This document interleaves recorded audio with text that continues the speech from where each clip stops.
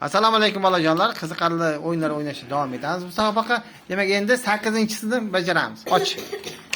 Demak 8-chi. Mana bu mushukni yasaymiz. Lad o'yin boshlandi. Yaxshi.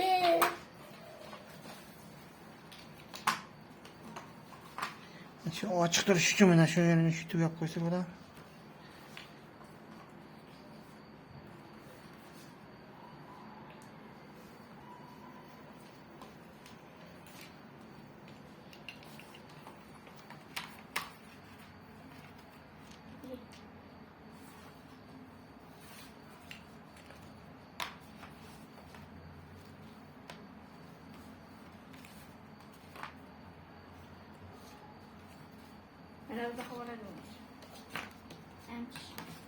Hammani.